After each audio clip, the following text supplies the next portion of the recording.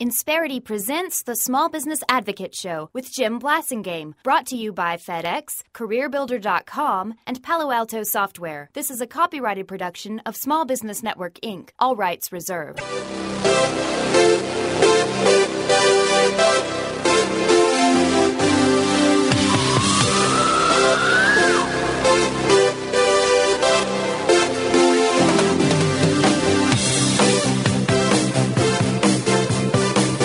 Welcome back. It's 12 after the hour. Thanks very much for staying with me. I'm Jim Blasingame, and you're listening to the Small Business Advocate Show.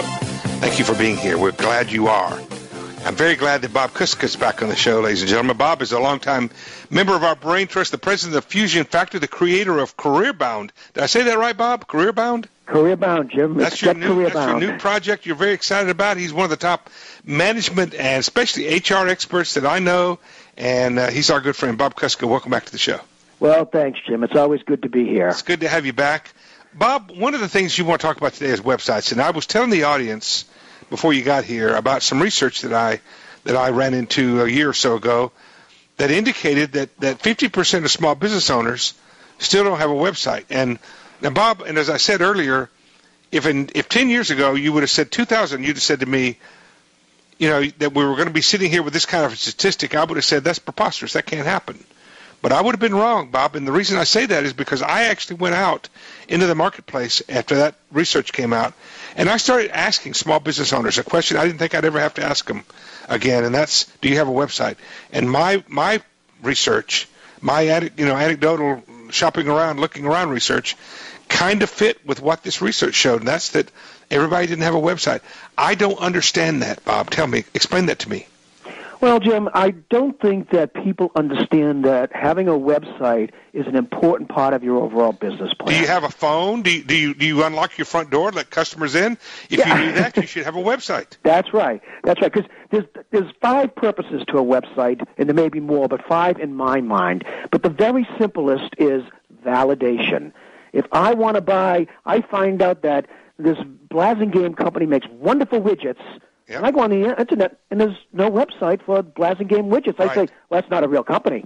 I'm not going to look any further. Or it's going to show my competitor's widget website up there, and you're going to buy from them. That's right. That's right.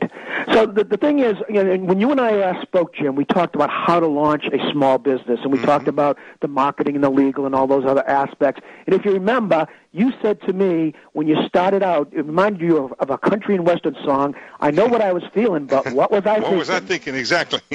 So you apply the same thing to a website, and you say, hey, if I either, one, do what I call a brother-in-law website. My brother-in-law does those, and I'll slap one up. And, or my neighbor's kid does that, or whatever. Yeah.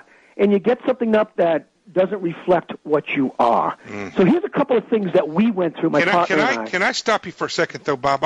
Sure. For those people who still might be holdouts, I just have to say one thing that I want you to think about as Bob is talking about these next steps. If you don't care about what your website looks like, if you don't care about anything, I have to assume that you care about sales. And I'm going to say 2 words to you. That's the reason why you need to have a website of any kind, just something on the web, and that's local search. Bob, local search is huge. It's getting bigger. And if you don't have a website, they can't find your phone number. They can't find the directions to you. They don't know what you sell. And you don't have to you don't have to conquer the world to be on the top of the list of local search. That's right, Jim. Now go ahead. Right. You go to the Internet for everything, right? You're going to go to a restaurant, You go look it up. Well, first of all, the thing that you have to do first is sit back and take your time and think it through. And people rush to judgment. They rush to get a website up. The first thing I ask them to think about is, who's your audience? Because, and I'll give you an example, Jim. As you know, my audience is 2 groups of people. It's students and parents. So I had to develop a look that was going to meet 2 audiences. Right, 2 divergent audiences, right. That's right. If I put up something that was really young and youthful and, real jazzy, and parents might look at it and say, well, this doesn't look serious. It doesn't look like a corporation. How do you combine the cool and the uncool? That's what I want to know. Well, you know what? Here's what we did. I mean, we have a corporate look. We want to make sure that this looks like a substantial organization. We have some youthful design elements in terms of color, and we asked our designers to look at that. And also, we used video. You know, when you go into a young audience nowadays, video is an important piece. Mm-hmm. So take your time to lay all that out. And then the second thing you ask yourself is, what is my purpose? Am I marketing? Am I trying to send a broad message? Because then you got to spend time thinking about what is your message, like we just talking. Is it to students? Is it to businessmen? Is it to laborers? Who is my audience? And what you want to do is, as you're building the things I'm talking about, you're putting them into an RFP, a request for proposal, that you're going to go to your vendor with. I said earlier, Jim, that they've got to have the specifications, though, don't they? Absolutely. You got to be able to tell them what you want. And go ahead. And when they finish it, Jim, you hold up the piece of paper and you say, "Did you meet all these specs?" Yeah. You know, I mean, if you were building a house, that's what you do, right? Hey, wait a minute, you left, there's only 3 bedrooms. I had 4 in the plan. And so you really need that to put that down. You need to think about some of the purposes because, as you said earlier, everybody wants to use their website to sell. But do you want to use it for data collection? Do you want to use it for sampling? Do you want to give your audience something free? Maybe customer care. Maybe it's some kind of customer service angle. That's right. Let them check on their own order or something like that. Depends on. But another thing, Bob, I love what you're saying, and everything you're saying is right on the money. But there still are people, folks. I don't want. I'm not taking anything away from what Bob said. But if you're not there, if you're still not there, Bob, I still think that's any kind of a website is better than no website.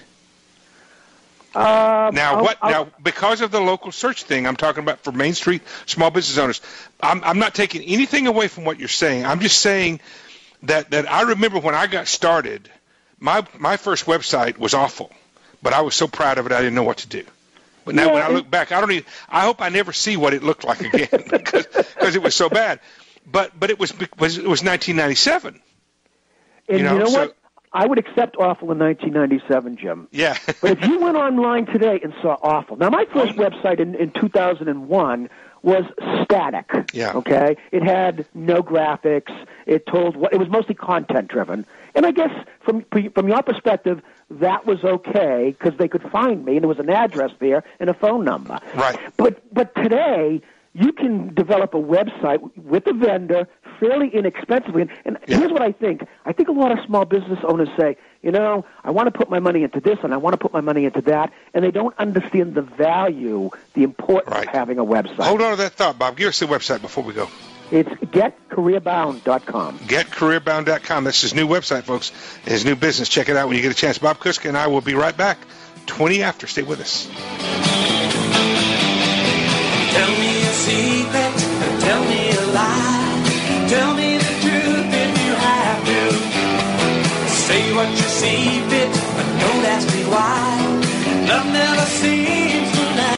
Insperity presents the Small Business Advocate Show with Jim Blasingame, brought to you by FedEx, CareerBuilder.com, and Palo Alto Software. This is a copyrighted production of Small Business Network, Inc., intended for the private use of our audience. Except as otherwise provided by copyright law, all other copying, redistribution, or publication without prior written consent is prohibited. All rights reserved. Prohibited. All rights reserved. Prohibited. All rights